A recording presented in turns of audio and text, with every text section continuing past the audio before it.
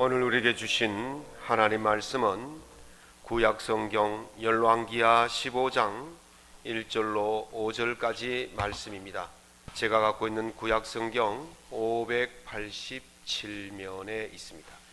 구약성경 587면 열왕기하 15장 1절에서 5절까지 말씀을 함께 낭독하겠습니다. 이스라엘 왕 여로보암 제27년에 유다왕 아마샤의 아들 아사랴가 왕이 되니 그가 왕이 될 때 나이가 16세라. 예루살렘에서 52년간 다스리니라. 그의 어머니의 이름은 여골리아라. 예루살렘 사람이더라. 아사랴가 그의 아버지 아마샤의 모든 행위대로 여호와 보시기에 정직히 행하였으나 오직 산당은 제거하지 아니하였으므로 백성이 여전히 그 산당에서 제사를 드리며 분향하였고 여호와께서 왕을 치셨으므로 그가 죽는 날까지 나병 환자가 되어 별궁에 거하고 왕자 요담이 왕궁을 다스리며 그 땅의 백성을 치리하였더라. 아멘.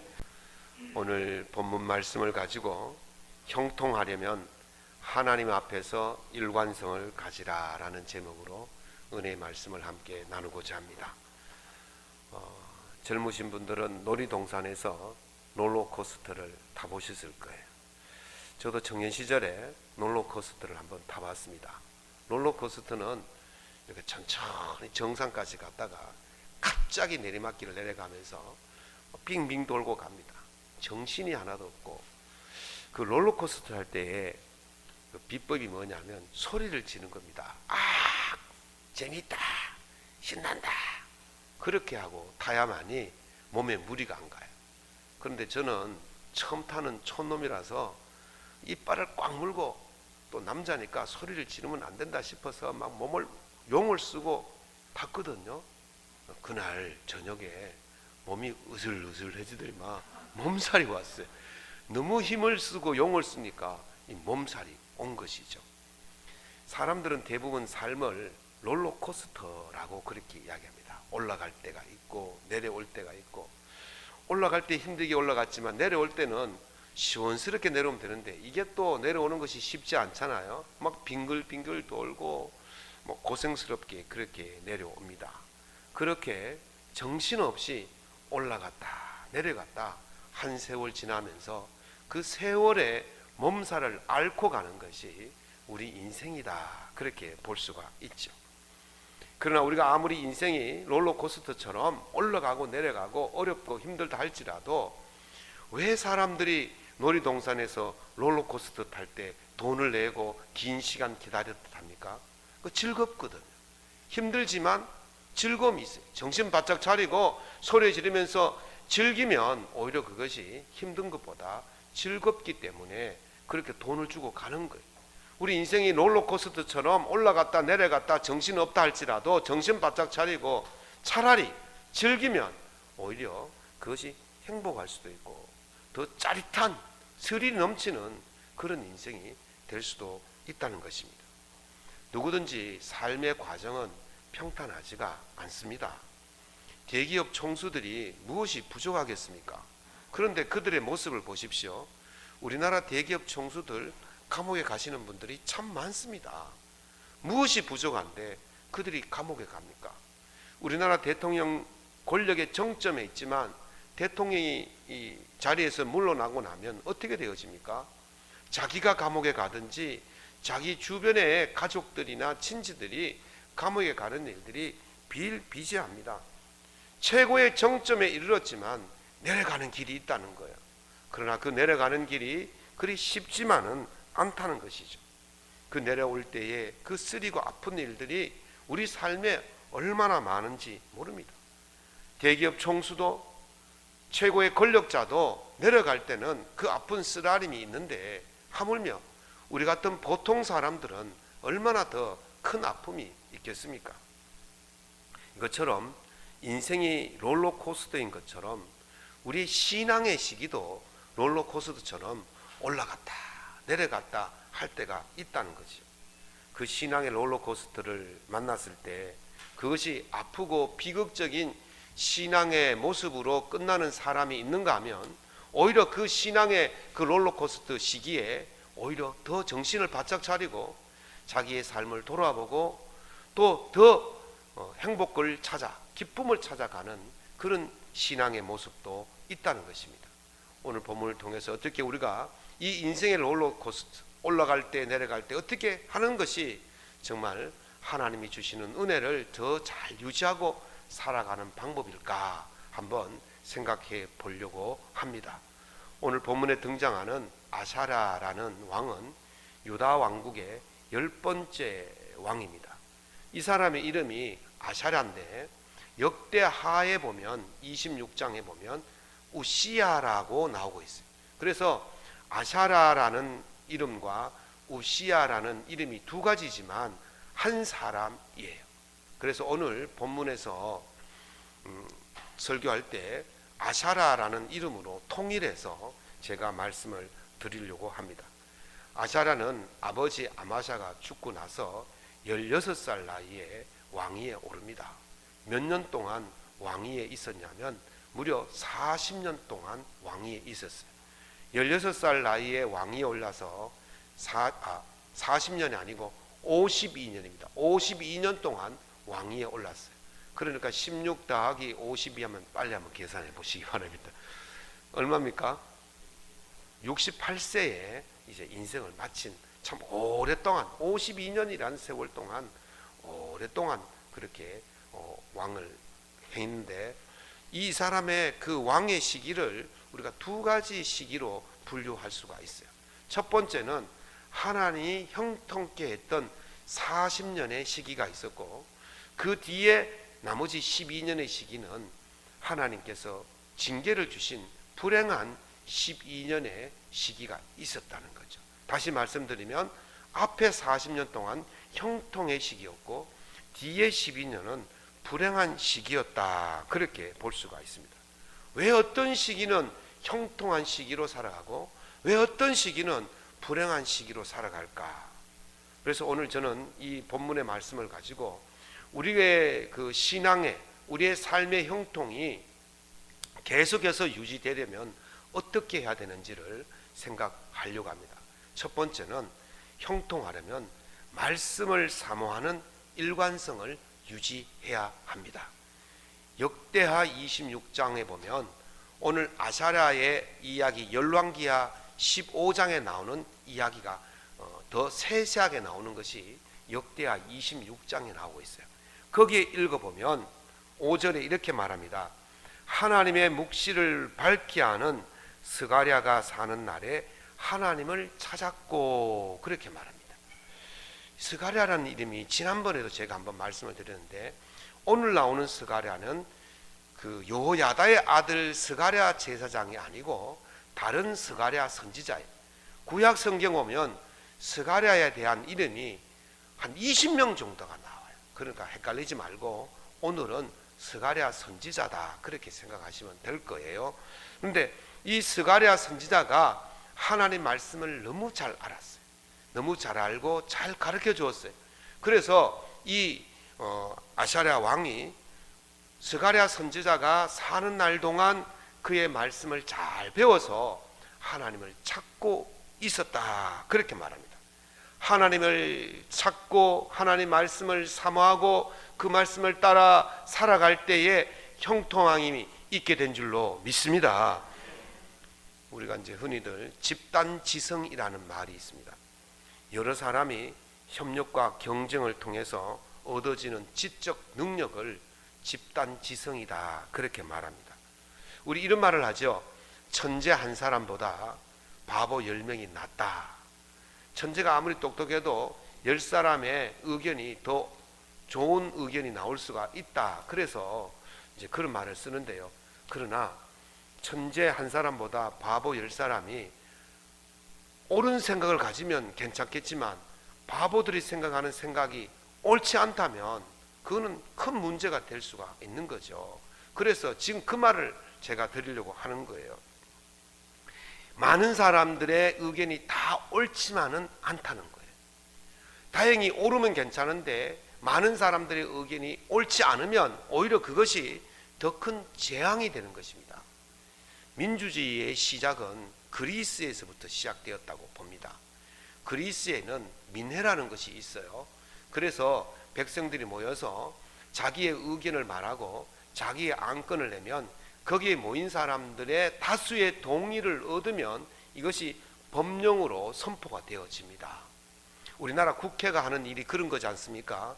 국회의원들이 안건을 내고 다수의 국회의원들의 동의를 받으면 그것이 법령이 되는 것처럼 이 그리스에서는 이 민회를 통해서 법령을 내요. 그러니까 많은 사람들의 의견을 모아서 법령을 만드는 거죠.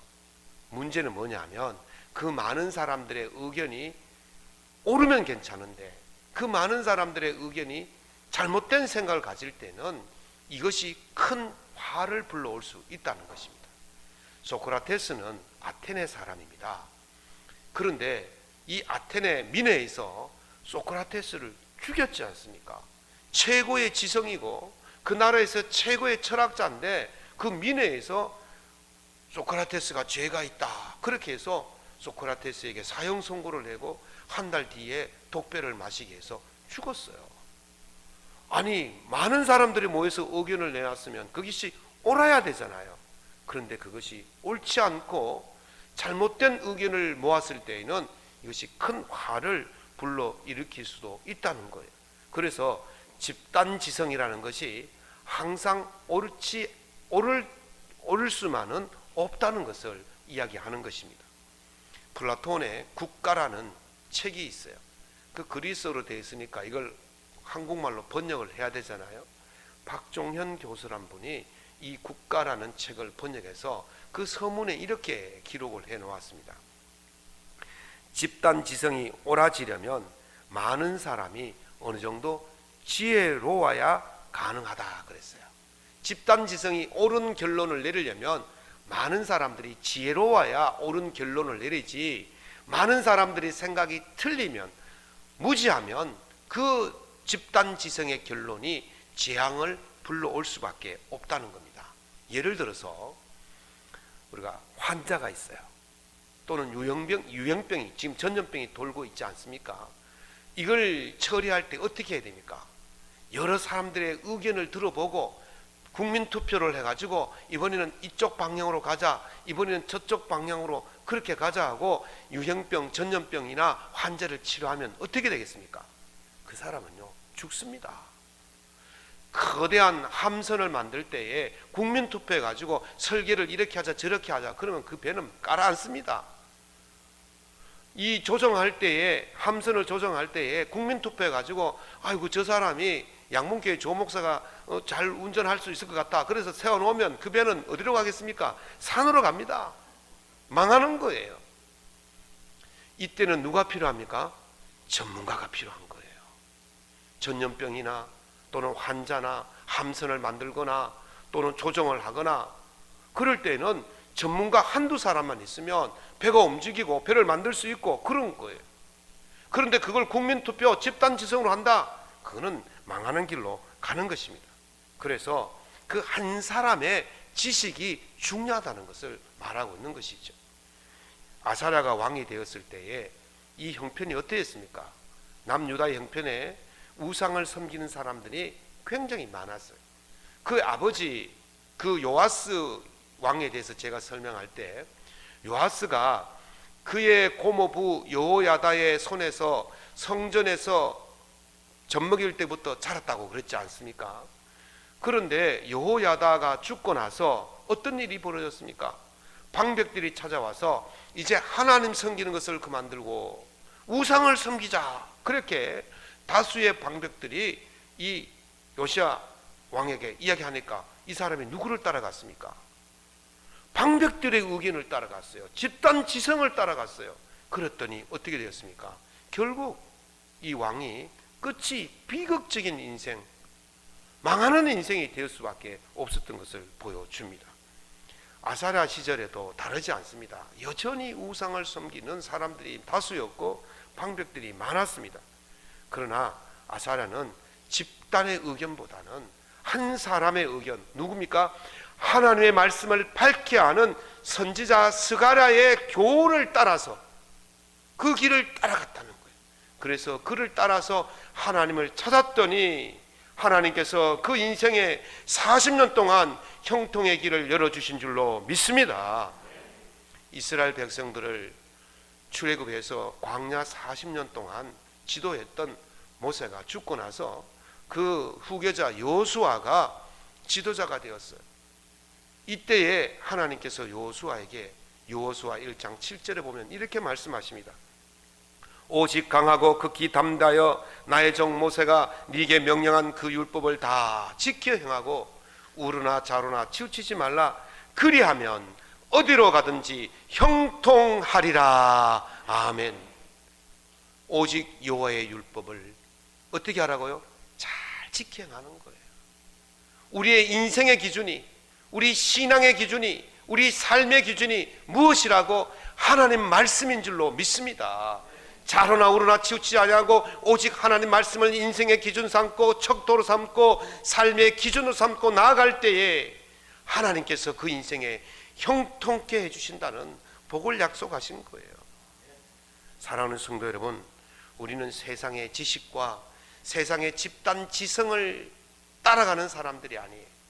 우리는 오직 여호와의 율법을, 하나님 말씀을, 예수 그리스도의 말씀을 따라가야 하는 자들인 줄로 믿습니다. 시편 1편 1절에서 3편에 이렇게 말씀하십니다. 복 있는 사람은 악한 자들의 꾀를 따르지 아니하고 죄인의 길에 서지 아니하고 오만한 자리에 앉지 아니하고 오직 여호와의 율법을 즐거워하며 주야로 그 말씀을 묵상하는 자로다. 아멘. 그런 사람들이 어떻게 될까요? 그는 시냇가에 심은 나무가 철을 따라 열매를 맺고 시들지 아니함 같으니 그가 하는 모든 일이 다 형통하리로다. 아멘. 우리가 하나님의 말씀을 주야로 묵상하고 그 말씀을 깊이 새기고 살면, 사모하고 살면, 그 말씀을 주야로 묵상하고 따라가면 형통의 복을 주실 줄로 믿습니다. 오늘 여러분들이 주의 말씀을 주야로 묵상하고 사모하면 형통의 복을 받게 되는 것입니다. 그렇게 하셔서 형통한 삶을 계속해서 유지해 갈 수 있기를 예수님의 이름으로 축원합니다. 두 번째는 형통하려면 하나님에 대한 믿음의 일관성을 가져야 됩니다. 역대하 26장 5절 후반절에 그가 여호와를 찾는 동안에 하나님이 형통하게 하셨더라. 아멘. 이 올라가는 시기, 형통하는 시기가 언제라고요?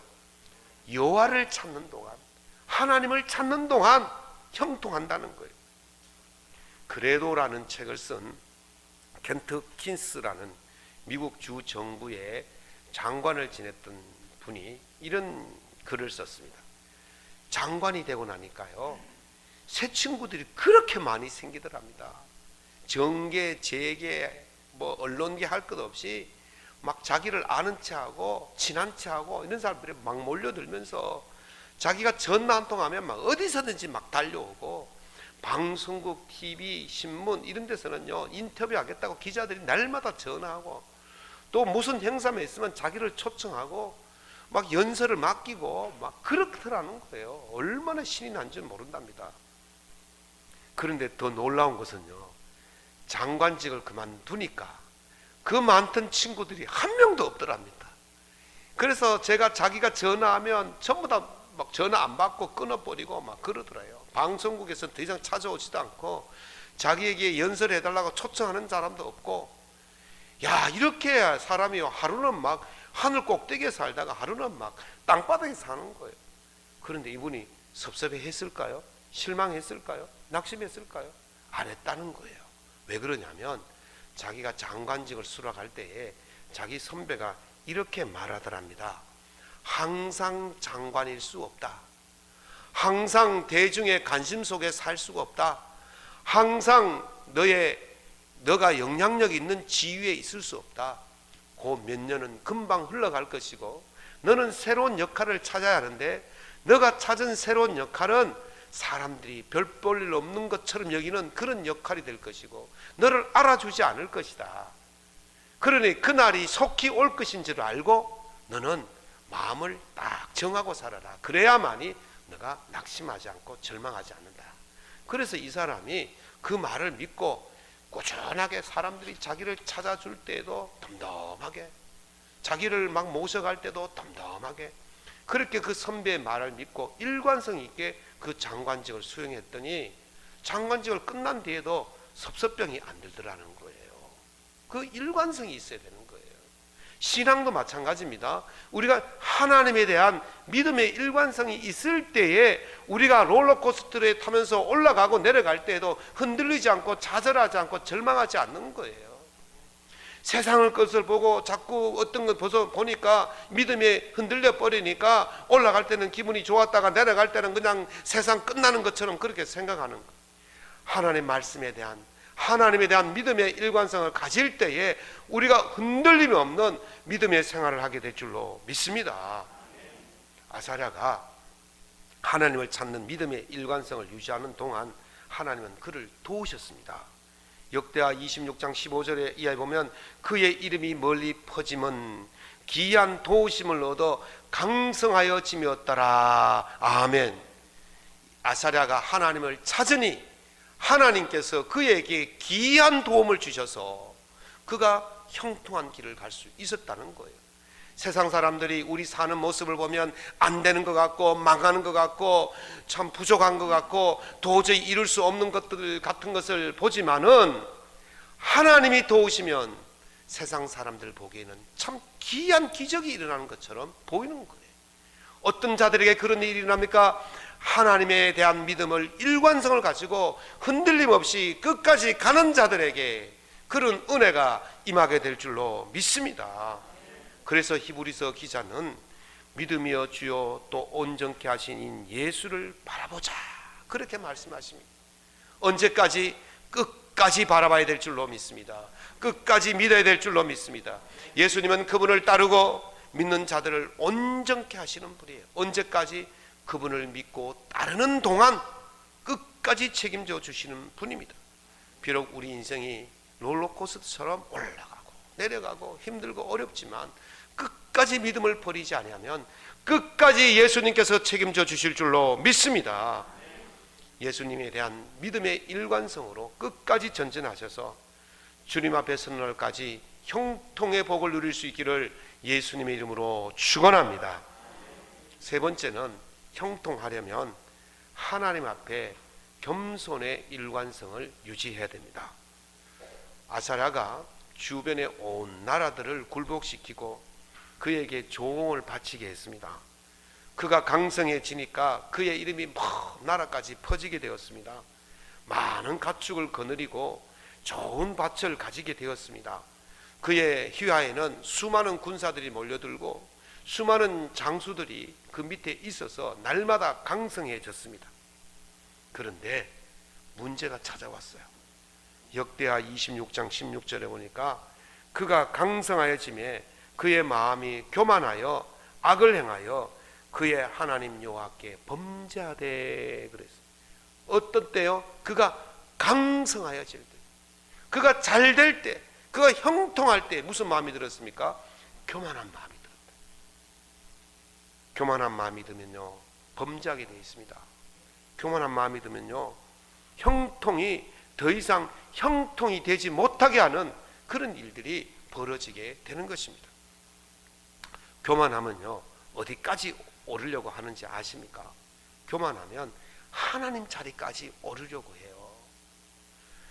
이사야 14장 13절에서 14절에 보면 한 천사에 대해서 이렇게 말합니다. 네가 네 마음에 이르기를 내가 하늘에 올라 하나님의 뭇별 위에 내 자리를 높이리라. 내가 북극의 지폐의 산 위에 앉으리라. 가장 높은 구름에 올라가 지극히 높은 이와 같아지리라 하는도다. 이게 전통적으로 누구입니까? 사탄이에요. 사탄. 하나님께서 이 천사에게 어떤 은혜를 주셨느냐 하면 에스겔서 28장 12절에서 14절에 보면 이렇게 말합니다.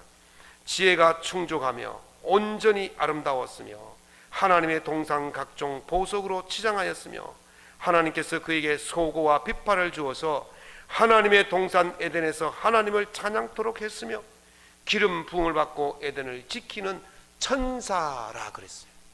하나님이 얼마나 좋은 걸 주셨습니까?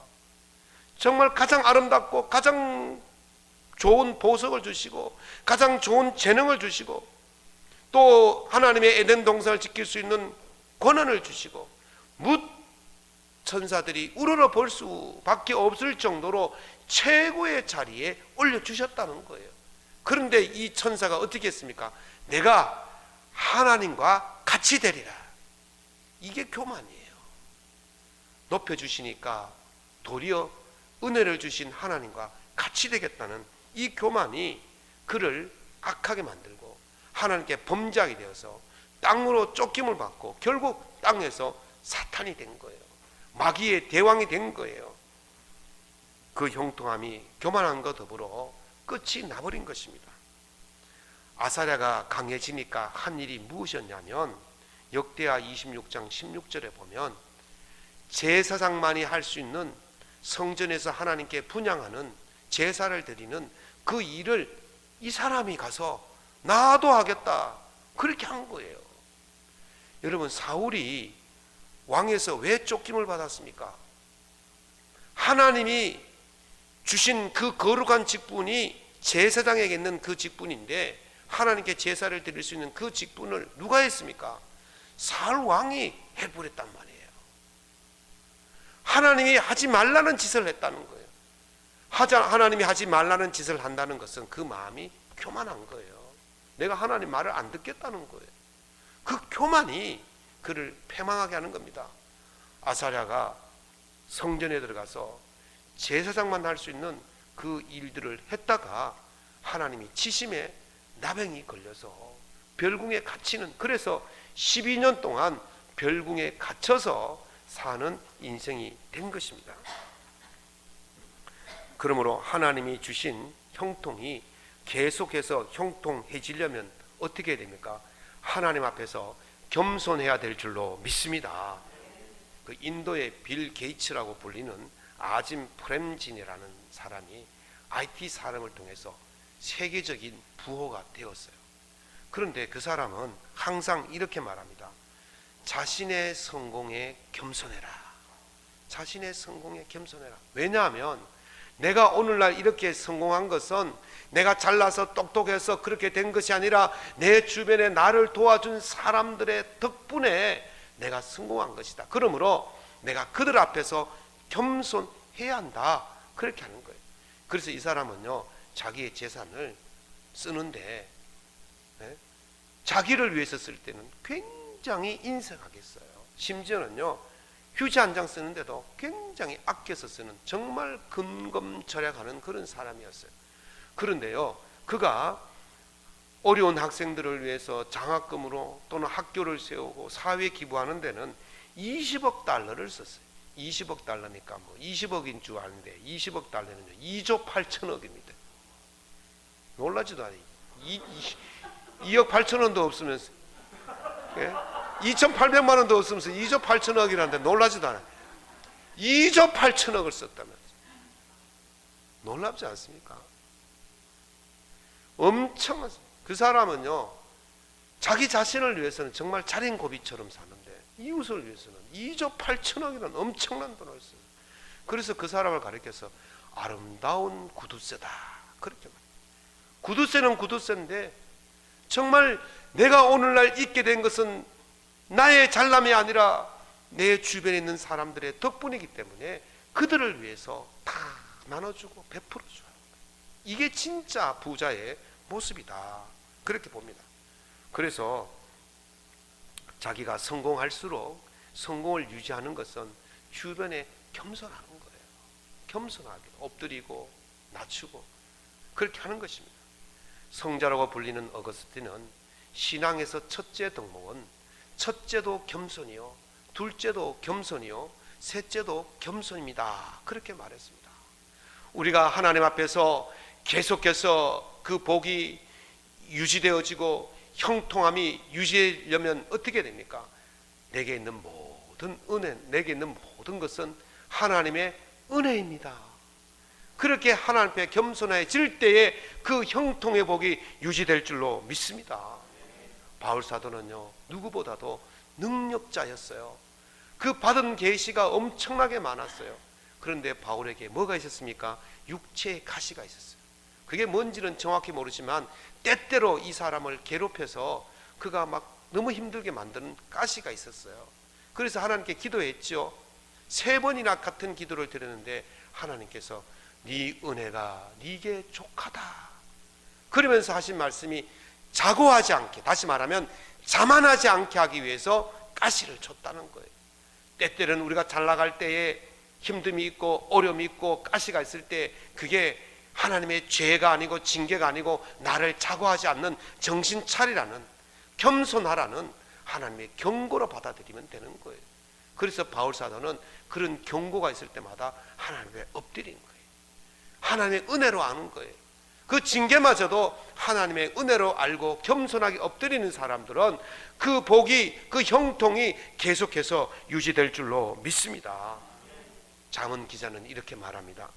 나를 가난하게도 마옵시고 부하게도 마옵시고 오직 필요한 양식으로 나를 먹이시옵소서. 홍내가 배불러서 하나님을 모른다. 여호와가 누구냐 할까 하오며 홍내가 가난하여 도둑질하고 내 하나님 이름을 욕되게 할까 두려워함이니이다. 잘 될 때나 안 될 때나 늘 겸손한 마음으로 엎드려 있어야 되는 거예요. 그때에 우리가 죄를 범치 않게 되어지고 우리가 받은 은혜를 형통하게 유지할 수가 있는 것입니다. 그게 성공했을 때에 치명적인 실수가 나오는 거예요. 그러므로 그게 성공할 때마다, 잘 될 때마다 더욱더 하나님 앞에 겸손해야 되는 것입니다.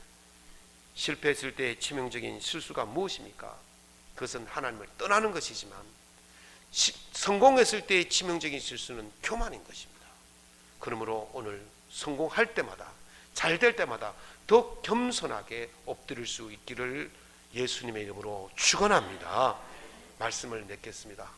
이번 한 주간도 하나님 앞에서 어떤 상황이든지 하나님 말씀을 사모하는 일관성을 가지시기를 바랍니다. 오늘 한 주간 살아갈 때 어떤 상황이든지 하나님에 대한 믿음의 일관성을 가지시기를 바랍니다. 오늘 한 주간 살아갈 때 어떤 상황이든지 간에 겸손의 일관성을 가지셔서 하나님이 주시는 그 형통함을 계속해서 누려가시는 모든 성도들 될 수 있기를 예수님의 이름으로 축원합니다.